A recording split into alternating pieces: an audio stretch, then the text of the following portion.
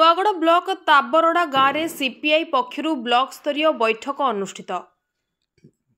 गजपति जिला नुआगढ़ ब्लॉक ताबरड़ा गाँव में आज सीपीआई एमएलए पक्षरु ब्लॉक स्तरीय बैठक अनुष्ठित हो जाइछि। केंद्र और राज्य सरकार आदिवासी विरोधी नीति विरुद्ध रे राज्य कमिटी सभ्य त्रिपति गमांग, नरसिंह मंडल, माथ्यू रईत प्रमुख निजर वक्तव्य रखा सह 5 नवेम्बर 2025 तारीख दिन गजपति जिलापालଙ୍କ कार्यालय सम्मुख में विक्षोभ प्रदर्शन करने नहीं आह्वान देथिले। मक्का चाष करिबा पई ऋण और मक्का बिक्री करिबा पई मंडीर व्यवस्था एवं 1 केजी 100 टंका लेखाएं प्रदान करिबा, ताबरड़ा मशाणी जमी चिन्हट और 30 जन आदिवासी मानक घर डीह चिन्हट करिबा, गुआर गाँवर जमी समस्या समाधान करिबा, भूस्खलन रे आदिवासी मानक धान मक्का क्षयक्षति प्रदान करिबा, समस्तंकु राशन कार्ड और मासिक 50 केजी चाउल जोगाई देबा भली विभिन्न दाबी नहीं आंदोलन करने आलोचना होइतिला।